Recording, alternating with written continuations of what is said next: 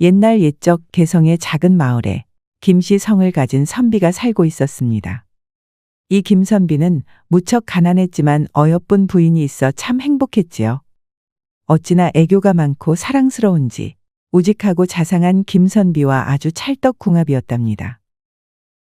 헌데 얼마 전부터 이 금술 좋은 부부에게도 문제가 생겼습니다. 아침마다 부인이 땅이 꺼져라 한숨을 쉬는 것이었지요. 밤에 재미를 못 보니 참 무료하구나. 아, 세월도 참 야속하지요. 나이가 드니 김선비의 물건이 당최 힘을 못 쓰는 것이었습니다. 잠자리를 못한 지 어느덧 5해가 지나가니 부인의 불만은 점점 커진 것이었지요.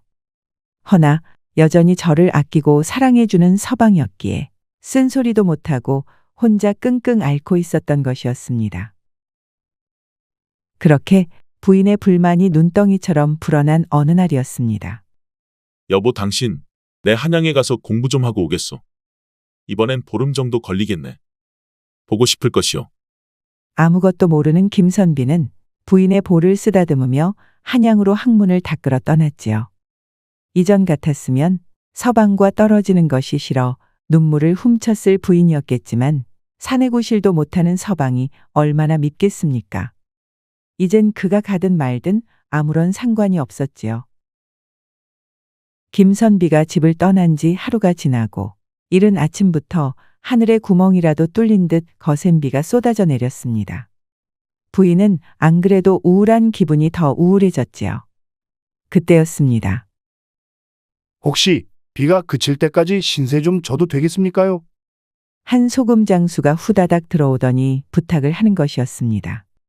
비를 쫄딱 맞은 것이 안타깝긴 하다만 혼자 있는 집에 이름도 모를 사내를 드릴 수는 없었지요.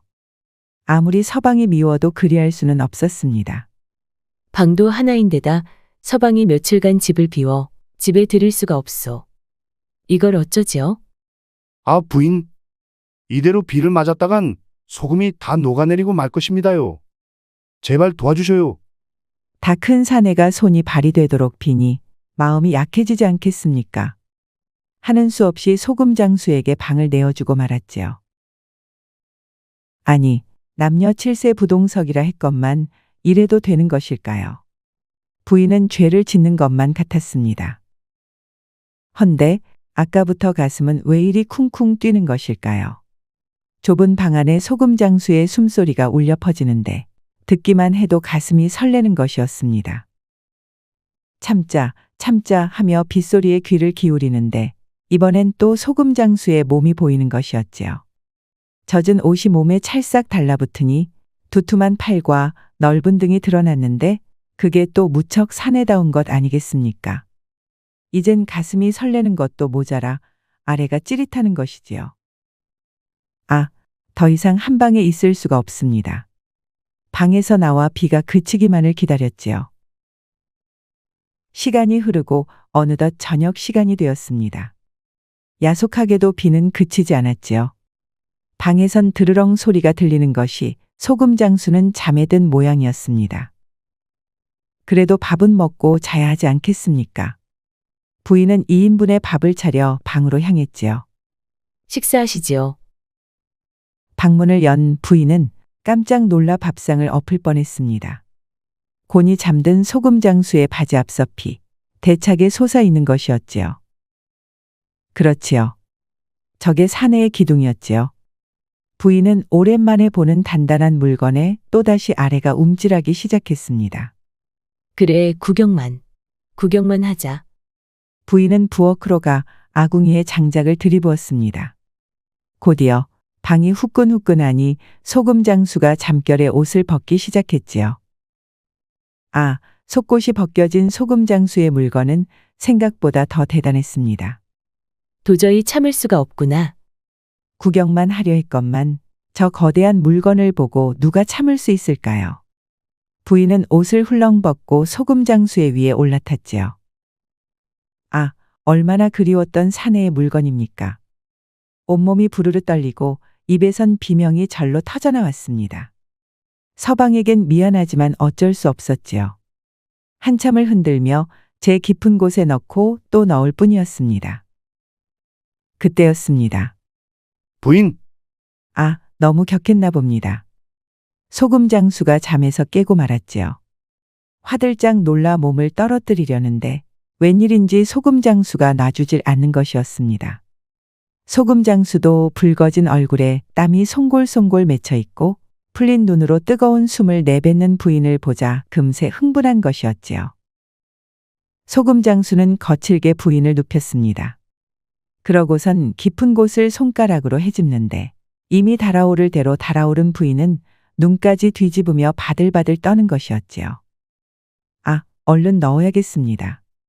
소금 장수는 좁고 깊은 곳에 제 물건을 쑥 밀어 넣었지요. 어찌나 짜릿한지 온몸이 녹아내리는 것 같았습니다.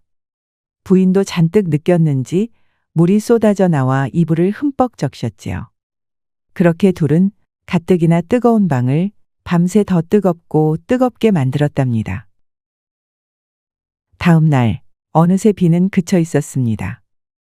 허나 웬일인지 소금 장수는 집을 나설 채비를 하지 않았지요. 여전히 부인을 품에 안고 있었습니다. 서방이 보름 뒤에 오는데 그때까지 여기서 지내지 않겠소? 저야 감사죠, 부인. 부인은 이젠 죄스러운 마음도 들지 않았습니다. 그저 5년간 참아온 보상이라 생각했지요. 또 소금 장수를 통해 욕정을 풀면 김선비가 덜 밉지 않겠습니까? 다 우리 부부를 위한 일이라 합리화했지요. 그렇게 김선비가 없는 보름간 부인은 거의 새 살림을 차린 것처럼 행복한 시간을 보냈습니다. 시간은 너무나도 빨랐습니다. 어느덧 김선비가 돌아오기 하루 전이 되었지요. 소금 장수를 내보내야 했습니다. 이만 조심히 가시오. 다음에 여기를 지나시면 이 집에 꼭 들려주시오. 네, 부인이 참말로 보고 싶을 것이오. 부인은 소금 장수와 아쉬운 작별을 할 수밖에 없었습니다. 다음 날 김선비가 집에 돌아왔습니다. 오자마자 부인을 껴안고 속삭였지요. 부인, 너무 보고 싶었어. 별일 없었어? 그럼요. 잘 다녀오셨소? 부인은 아무 일도 없었던 것처럼 김선비를 대했습니다. 눈에서 꿀이 떨어지는 김선비를 보고 있자니 살짝 미안해졌지만 이미 일은 벌어진 후였지요. 그날 밤 부인은 소금 장수의 생각에 몸이 달아올라 잠이 오지 않았습니다. 꽝 대신 닭으로 책을 읽고 있던 김선비에게 다가가 입을 맞추었지요. 하하, 당신이 먼저 다가온 게 참 오랜만이네. 내 오늘 애써보겠소. 김선비는 입이 귀에 걸려서는 부인을 눕혔답니다. 아니 근데 왜 신은 이 착한 김선비를 도와주지 않는 것일까요? 물건은 도무지 단단해질 기미가 보이지 않는 것이었지요. 축 처져서 물렁한 것이 아무리 넣으려 해도 들어가질 않는 것이었습니다. 그만하시지요. 부인의 달아오른 몸은 금세 식어버렸고 김선비는 미안하다는 말밖에 할 수가 없었습니다. 토라진 듯 돌아눕는 부인을 보며 괴로워 미칠 지경이었지요. 사랑하는 부인을 만족시키지 못하다니 너무 속상하고 자괴감까지 들었습니다. 가난하게 살게 하는 것도 미안한데 사내구실도 못하니 얼마나 마음이 아릴까요? 김선비는 부인에게 들릴까 숨죽여 눈물을 흘렸습니다. 그의 슬픔은 베개가 다 젖을 정도였지요. 다음 날 아침 복잡한 마음을 지우려 산책을 하던 김선비는 우연히 친구를 마주쳤습니다. 헌데 어젯밤 내내 눈물을 흘려서 그런 걸까요? 친구는 김선비를 보자마자 헐레벌떡 달려오더니 무슨 일 있냐고 묻는 것이었지요. 김선비는 너무나 창피했지만 누군가에게라도 털어놓고 싶은 마음이 덜컥 들었습니다. 그게 이제 더 이상 아랫도리에 힘이 들어가지 않는다네. 어찌나 속상한지 이 나이에 눈물이 나오더군. 아이고, 이 사람아. 그거 고치는 약이 있지 않는가? 의원에 가보지 그래. 내가 돈이 어딨다고 치료를 받는가. 아주 미칠 지경이네. 나까지 속상하구만 그래. 아차, 일전에 들었는데 돈이 안 드는 방법이 있다오. 친구의 말을 들은 김선비는 귀를 의심할 수밖에 없었습니다. 충청도 보령 어느 산에 보라색 꽃이 피어 있는 곳이 있는데 그 꽃을 먹으면 물건이 발딱발딱 선다는 것이었지요. 다만 산 이름은 오래되어 기억나질 않는다는 것이 문제였답니다. 허나 김선비는 일말의 망설임도 없었습니다. 그 꽃을 찾기까지 고생길이 훤했지만 부인을 만족시키기 위해서라면 어떤 것도 할 수 있었지요. 집으로 달려가 부인에게 인사한 후 곧장 보령으로 떠났습니다. 잠이 쏟아질 때면 남의 집 담벼락에 기대어 쪽잠을 자고 다시 걸었고 배가 고프면 바닥에 떨어진 벌레 먹은 과일을 주워 먹으며 배를 채웠지요. 얼마나 많이 걸었는지 다리에 힘이 없어 자꾸 넘어지는데 빨리 부인을 기쁘게 하고 싶어 멈추지 않았지요. 기면서까지 앞으로 나아가니 열흘이 지나 보령에 도착할 수 있었습니다. 갖은 고생을 하며 도착했지만 이제 시작이었습니다. 보령엔 산이 20개가 넘었지요. 어찌해야 하나 막막했지만 주춤할 시간도 없었습니다. 산이 어찌나 가파른지 숨이 턱턱 막혀왔지만 멈출 수가 있겠습니까? 부인이 활짝 웃는 모습을 떠올리며 힘을 냈지요. 그렇게 산을 하나둘 오르고 어느덧 16번째 산을 오르기 시작했습니다. 발은 다 터져 피투성이가 되고 다리엔 감각이 사라졌지요. 아, 그럼에도 보라색 꽃은커녕 그냥 꽃도 보이지 않았습니다. 혹시 속은 걸까 싶었지만 또 어찌 그냥 돌아가겠습니까? 끝까지는 해보아야 했지요. 그러던 중 산 중턱에서 한 깊은 골짜기를 만났습니다. 에휴, 도대체 어디 있는 것이냐? 김선비는 지치기도 했고 잠도 깰 겸 골짜기에 얼굴을 푹 담갔지요. 헌데 이게 웬일입니까? 산신령이 제 하소연을 들은 것일까요? 물속 깊은 곳에 보라색 꽃이 피워져 있는 것이었습니다. 잠을 못 자 헛것이 보이는 걸까요? 뺨을 탁탁 치고 다시 고개를 집어넣었는데 어라, 여전히 보라색 꽃이 있는 것이었지요. 말도 안 돼. 김선비는 말문이 턱 막혔습니다. 꽃이 물속에서 피다니요.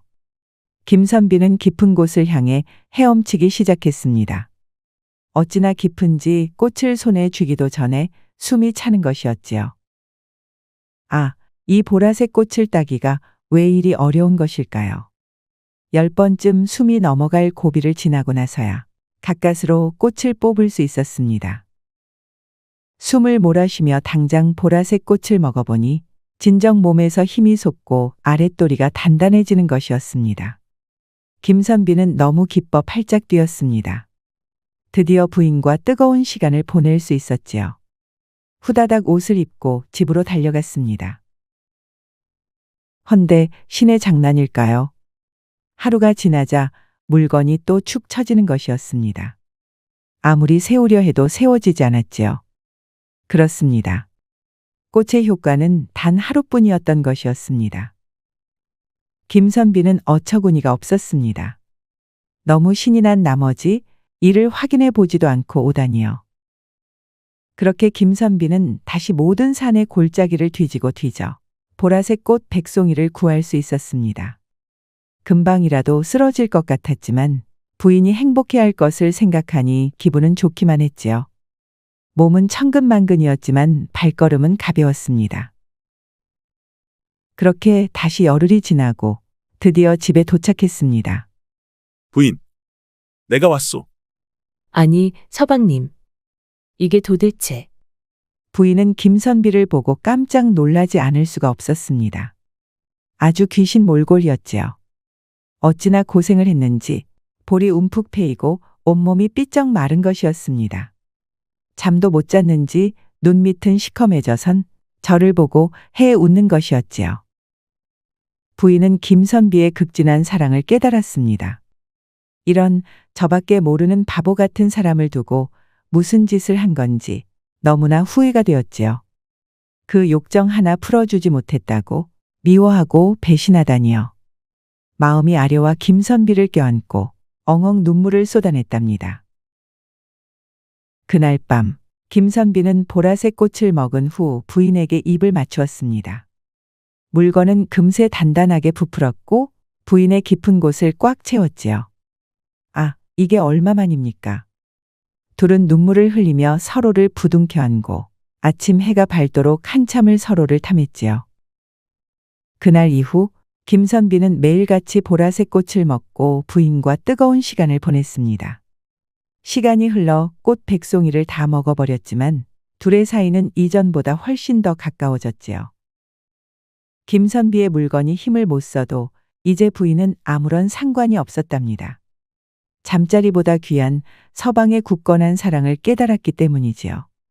그렇게 둘은 평생 서로를 아끼고 사랑하며 행복하게 살아갔답니다. 한편 지나갈 때 집에 들르겠다던 소금 장수는 평생 나타나지 않았습니다. 알고 보니 그 소금 장수는 소금이 녹는다는 핑계로 비 오는 날마다 여인 혼자 있는 집을 찾아가 여인을 범한 파렴치한 놈이었던 것이었지요. 옆마을에서도 그 짓거리를 하다가 남편에게 들켜 곤장을 20대나 맞고 평생 옥에 갇히게 되었던 것이었습니다.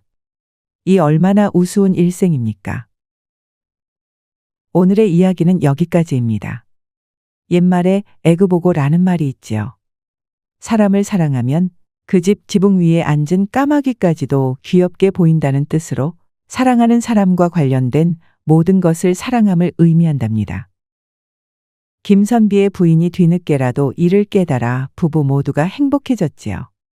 우리도 사랑하는 사람의 단점에만 너무 집중하여 그들의 장점을 못 보고 있는 것은 아닌지 한번 살펴봐야겠습니다. 그 단점마저도 사랑해버린다면 무척 행복해지지 않을까요? 끝까지 시청해주셔서 감사합니다. 오늘의 이야기가 재미있으셨다면 구독과 좋아요, 알림 설정까지 꾹 눌러주세요. 그럼 오늘도 행복하고 즐거운 시간 되세요.